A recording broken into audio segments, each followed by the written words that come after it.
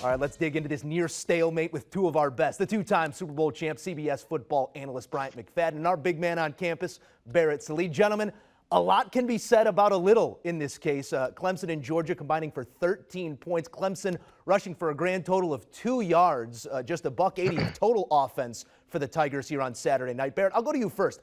Do you walk away from this game feeling more impressed by the Georgia defense or more concerned about the lack of production for this Clemson offense?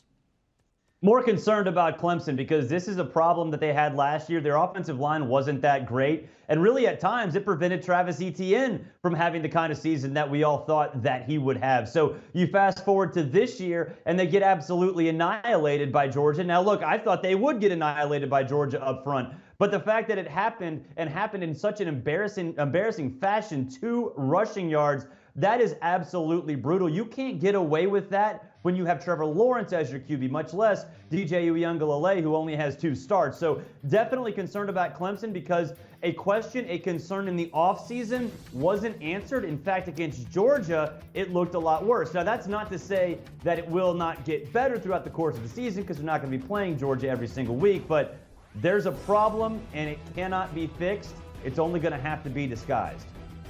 Yeah, I'm right there with you, Barrett. Outside of the offensive line woes when it comes to establishing themselves at the line of scrimmage, factor in the new quarterback in DJ. When he's in the ball game, you don't have to guard 11 players. I mean, he's not a threat to run the football at all. We did not see the design quarterback runs that we've seen in years past with Clemson, and that's a bit alarming because that has been a part of their football offensive DNA, being able to utilize the quarterback in the running game. Not to mention when you don't necessarily have that featured guy at the running back spot, you need to find a way to get your quarterback involved in running the football. He's not as athletic as Trevor Lawrence. He's nowhere close to being as quick as Trevor Lawrence. And I think that's, and because of that, guys, that's why they don't utilize him a lot in the running game. But for their offense to get going, they have to find a way to get the quarterback design running plays involved to be able to take pressure off the offensive line, not to mention until they find that featured guy in the backfield. Yeah, it was very much their calling card in years past with Trevor Lawrence having now come and gone. It falls on DJU's shoulders. This is no doubt a feather in the cap of Kirby Smart and the Dawgs defense. They're going to remain favorites in the SEC West until further notice. We've got to talk about this fallout here for Clemson on that side of things. This matchup with Georgia was their lone ranked opponent on the schedule this season.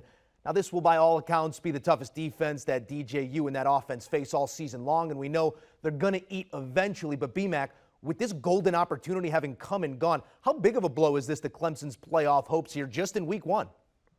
Yeah, they're down on the canvas right now. I mean, a standing 10 count, basically, based on how watered down the rest of their schedule is, based on what we know, not a ranked opponent left, right? Then you factor in what we saw throughout this weekend of play in the ACC. North Carolina get an upset on the road by Virginia Tech, a team that was not ranked. We saw Miami just getting manhandled by Bama. So if you're Clemson, if you look at the rest of the schedule, last time I looked, Georgia Tech was losing at home to Northern Illinois. You know what I mean? So now there's a lot of unknowns in their schedule based on ACC opponents. And because of that, pregame, I said they have no room for error. They have no room for error. You know what I mean? They took one on the chin tonight. Can't look that far ahead. You got to get ready for South Carolina State. But when it comes to their playoffs hopes, I think it's safe to say they got flushed down the toilet tonight. Yeah, the ACC having a bad day was brutal. You look at that schedule at NC State, at Pitt, Florida State. Those are potentially the toughest games they have on that schedule, and that's not going to cut it. What Clemson needs right now is mass chaos, and I'm not talking about mass chaos just around the country. They need mass chaos within multiple teams in the SEC, too, because how many times have we seen teams go into the SEC championship game, both teams with a chance to win and get in? The last 4 years that's happened. Well, after you get absolutely throttled by an SEC team in the opener and you have no other signature wins throughout the course of the season, I don't know where that signature win can come from. I don't know where that confidence can come from if you're in the College Football Playoff Selection Committee. So the 3 worst things that could happen to Clemson happened this week. Their big problem was not solved. They couldn't move the football. They couldn't block. And at the same time, Miami gets throttled by Alabama, and then North Carolina loses to Virginia Tech. Miami and North Carolina were the two favorites to play in that ACC championship game opposite Clemson. So it is an absolutely brutal weekend for Clemson. JT Daniels and that Georgia offense didn't necessarily blow the doors off the thing, but glaring just how stagnant the Clemson offense went. And as we said, that onus falls on the shoulders of DJ Uiagalelei. Big Cinco is going to have to do something special here in the coming weeks to get his team back in that conversation against these lesser opponents.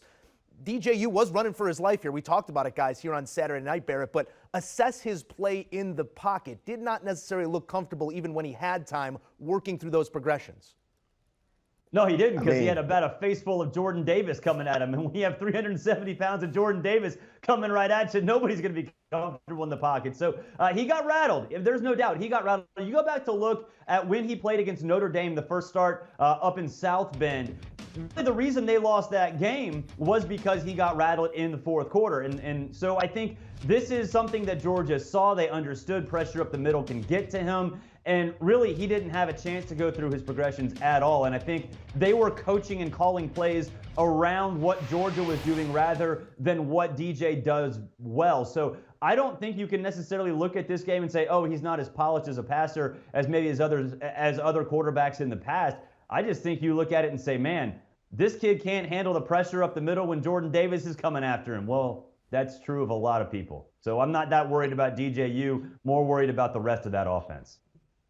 Yeah, I'm right there with you. And when you look at quarterback play, the quarterback is only as good as the offensive line. They have to help him because we've seen some outstanding, prolific quarterbacks look average when the offensive line, they're not doing what they're supposed to do. He got sacked 7 times. He got hit probably another 6 or 7 times. They were collapsing the pocket. Not to mention the ground and pound game never showed up. It stayed in the locker room. So they were one-dimensional. They were predictable. And that allowed the front from UGA to just peel their ears back and rush the passer. So granted, every week they won't see the type of guys they saw tonight on the defensive front. But the tape is out. The tape is out on what Clemson can't do offensively and the best way to have success against them when you're going against the offense. Put pressure on your quarterback, win your one-on-one opportunities against their offensive line. And today they lost that battle, and that will be the calling card for any team that plays against Clemson from here on out.